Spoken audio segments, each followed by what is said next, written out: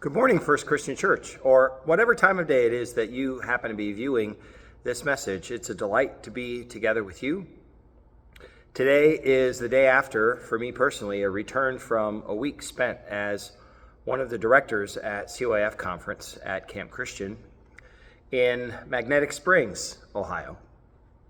It is always a blessing to spend a week helping operate a camp that has meant so much to so many over the years, and this year was no different. There was deep exploration and engagement with the topic was called I Am a Child of God. That was the curriculum that the high school students were engaged with and worked their way through. One of the things that was part of their experience on Thursday, they were tasked with building their beloved community. That is, create your own utopia, as it were.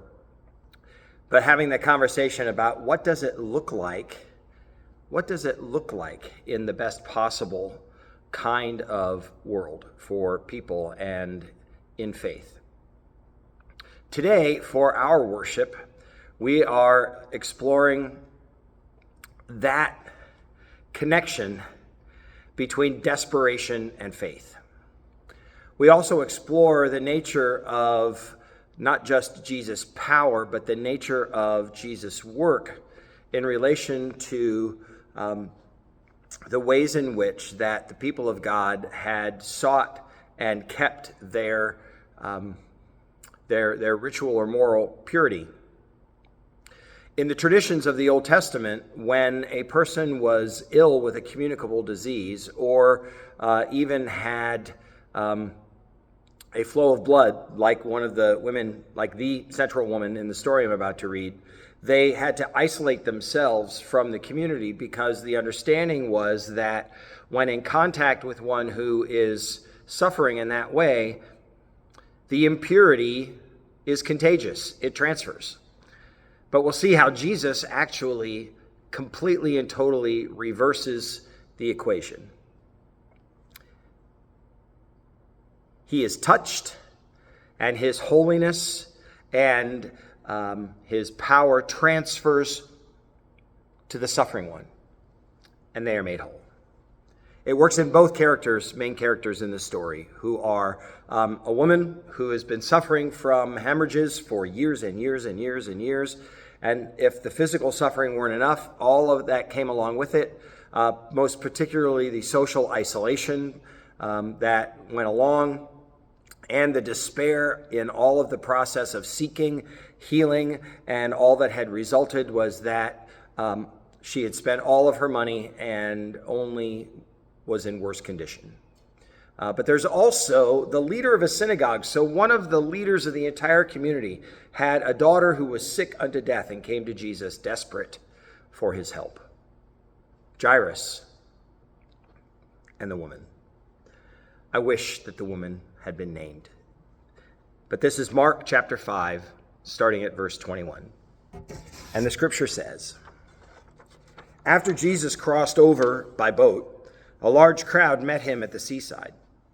One of the meeting place leaders named Jairus came, and when he saw Jesus, he fell to his knees beside himself as he begged, my dear daughter is at death's door. Come and lay hands on her so she will get well and live. Jesus agreed. He went with him, the whole crowd tagging along, pushing and jostling Jesus. Now, a woman who had suffered a condition of hemorrhaging, bleeding, for 12 years, a long succession of physicians had treated her badly, taking all her money and leaving her worse off than before, had heard about Jesus. She slipped in from behind and touched his robe. She was thinking to herself, if I can just put a finger on his robe, I can be well. The moment she did it, her bleeding stopped. She could feel the change, knew her plague was over and done with. At the same moment, Jesus felt energy discharging from him. He turned around to the crowd and asked, who touched my robe? Now the disciples said, "What are you talking about? With this crowd pushing and jostling you, you're asking who touched me? Dozens have touched you." But he kept asking, looking around to see who had done it. And finally, the woman, knowing what had happened, knowing she was the one, stepped up in fear and trembling, knelt before Jesus, and told her story. And Jesus said to her, "Daughter, you took a risk of faith, and now you're healed and whole. Live well, be blessed, be healed of your plague." Now, while he was still talking, some people came from the leader's house and told Jairus, "Your daughter is dead. Why bother the teacher anymore?" Jesus overheard what they were talking about and said to the leader, "Don't listen to them, just trust me." And Jesus permitted no one to go in with him except Peter, James, and John, and they entered the leader's house and pushed their way through the gossips looking for his story, and the neighbors bringing in casseroles. Meals for the grieving is a tradition we still subscribe to. Jesus was abrupt. "Why all this busybody grief and gossip? The child isn't dead, she's sleeping." Provoked to sarcasm, they all told Jesus he didn't know what he was talking about. But when he sent them all out, he took the child's father and mother along with Jesus' companions, and they entered the child's room. He clasped the little girl's hand and said, "Talitha cum," which means, "Little girl, get up." And at that, she was up, walking around. She was 12 years old. Of course, they were all beside themselves with joy. And Jesus gave them strict orders that no one was to know what had happened in the room. And he said, "Give her something to eat." This is the word of the Lord. Thanks be to God. What level of pain, what level of trauma, what level of grief, what level of concern motivates you, motivates us, motivates anyone to reach out to God?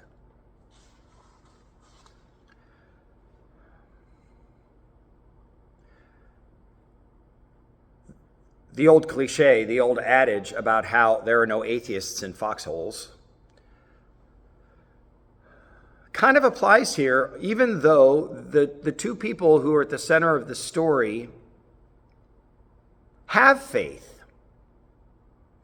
It's not that in their desperation they forget about their atheism and take a gamble on a God that they haven't believed in before. No. The issue is they are suffering. They are suffering in their unique ways. And in their suffering, they overcome whatever internal barrier or cultural barrier or even religious barrier lies between them and the source within them they believe has the power to respond to their desperation. And in this story, in the healings of the bleeding woman and Jairus' 12-year-old daughter, come the same kind of blessing, your faith, your trust. It matters in the process of receiving ministry from God and from Christ. And it does. It does. Not because that is some sort of moral hurdle that you must jump over in order to qualify or be worthy of God's attention. That's not what this is. That's not what this is. The barrier is internal.